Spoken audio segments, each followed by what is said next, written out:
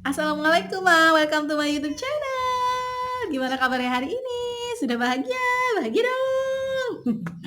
Oke Mam, jadi kali ini aku akan ngebahas tentang anak demam, anak step yang terjadi pada anak demam step pada anak itu ternyata bisa juga menyebabkan anak menjadi terlambat bicara.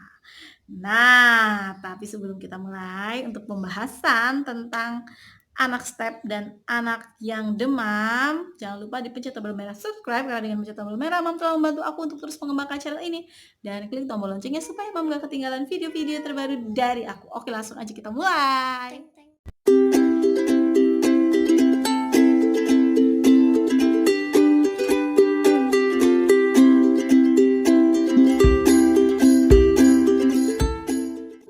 Anak aku tuh dulu tuh baik-baik aja, normal-normal aja seperti anak yang lain. Tapi nggak tahu kenapa begitu pernah demam tinggi terus semenjak dari demam itu kondisi tumbuh kembangnya dan juga kondisi kemampuannya untuk berbicara itu menurun, bahkan hilang.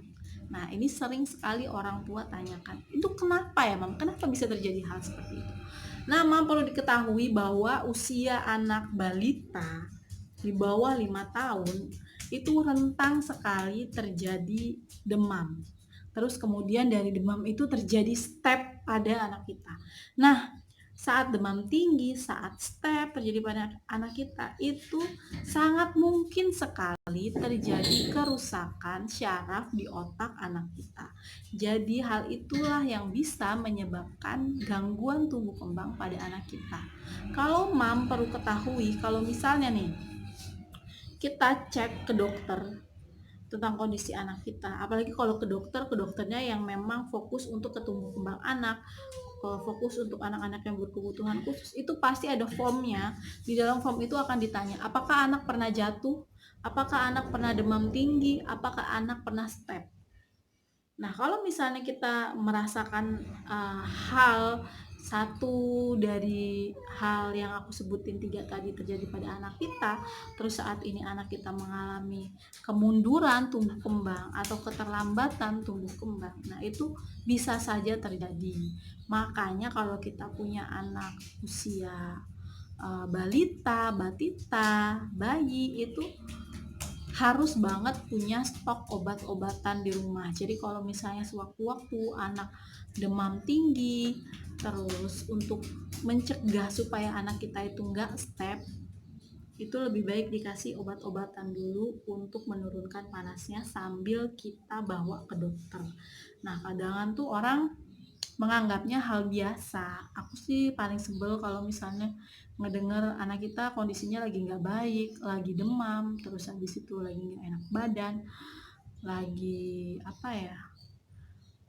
muntah atau gimana, dibilanginnya mau pinter apanya, itu lagi nggak enak badan. Ya ampun, nah omongan-omongan kayak gini nih akhirnya tuh yang nggak apa-apa nanti juga baik sendiri, nggak apa-apa. Sedangkan anak di bawah 5 tahun itu rentang banget gitu untuk terkena penyakit. Terus daya tahan tubuhnya juga berbeda sama kita yang dewasa, jadi tuh sangat mungkin untuk terjadi hal-hal yang gak kita inginkan. Jadi untuk mencegah itu lebih baik siapkan obat, siapkan multivitamin untuk anak-anak kita supaya daya tahan tubuhnya tuh bagus. Jadi sekalipun terjadi demam pada anak kita, itu kita bisa cepat menanggulangi. Nah, kalau aku ya, ini multivitamin yang biasa aku pakai ya. Detailnya memang bisa klik di Instagram aku karena memang benar-benar the best banget untuk menjaga stamina daya tahan tubuh anak. Jadi anak aku sekarang jarang banget ke dokter, bahkan nggak pernah ya udah ke dokter anak lagi. Biasanya tiap 2 bulan sekali pasti ke dokter anak.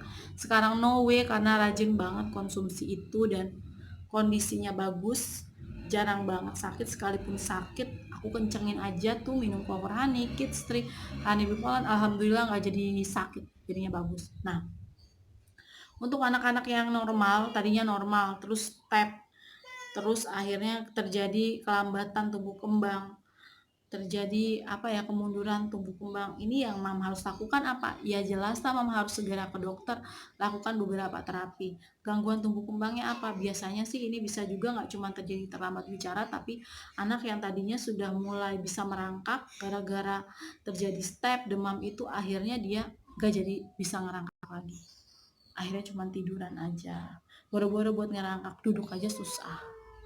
Nah, atau duduk harus dibantu. Nah, itu banyak terapi yang harus dilakukan. Nah, mam bisa konsultasikan hal tersebut dengan anak mam. Jadi jangan ditunda-tunda ya.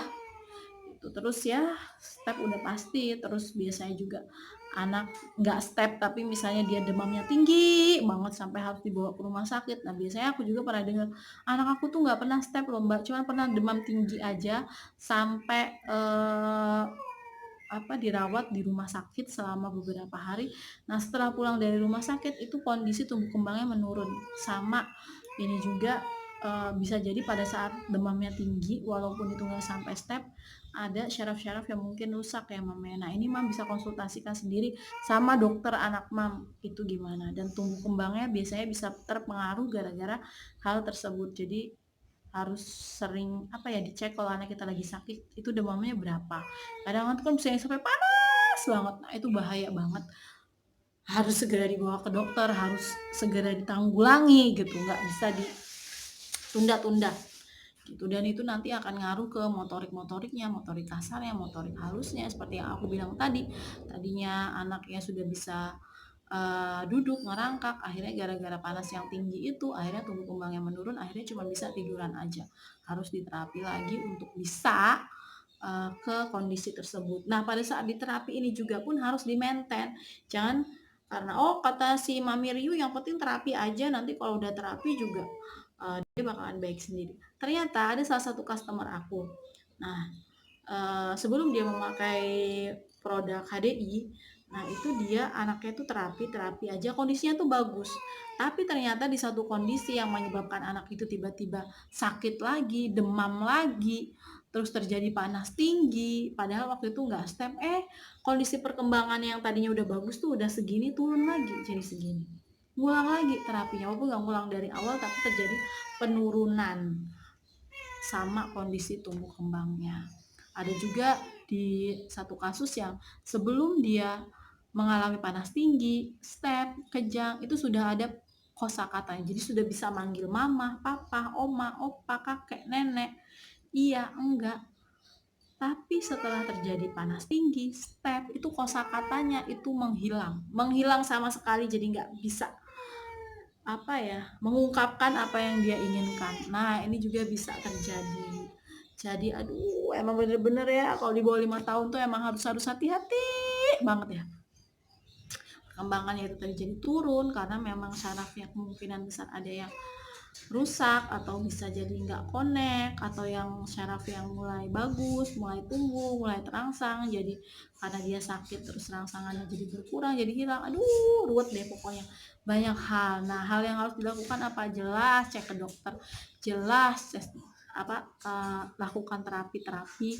Nah, selanjutnya kalau dokter memang sarankan beri obat, dikasih obat, ya minumlah. Tapi kalau misalnya kita menyadari anak kita memang rentang sama penyakit, bukan memang menyadari rentang ya, tapi yang jelas kalau anak di usia 5 tahun itu sangat mudah untuk terserang penyakit. Jadi saran aku memang selalu siapkan obat di rumah, atau memang sediakan suplemen multivitamin yang memang bagus untuk dikonsumsi anak kita. Seperti yang aku bilang tadi, anak aku konsumsi ini dan itu memang bener-bener bagus, jadi jarang banget sakit. Nah, mam kalau misalnya tertarik bisa langsung cek di Instagram aku @ratihealthy, atau mam bisa langsung DM aku juga bisa. Mau tanya-tanya dulu, mau konsultasi, mau curhat juga boleh banget ya mam ya. Oke, terima kasih, sekian video dari aku, semoga membantu. Jangan lupa di like, terus dipencet tombol loncengnya, juga di subscribe. Terima kasih, assalamualaikum, sarangnya.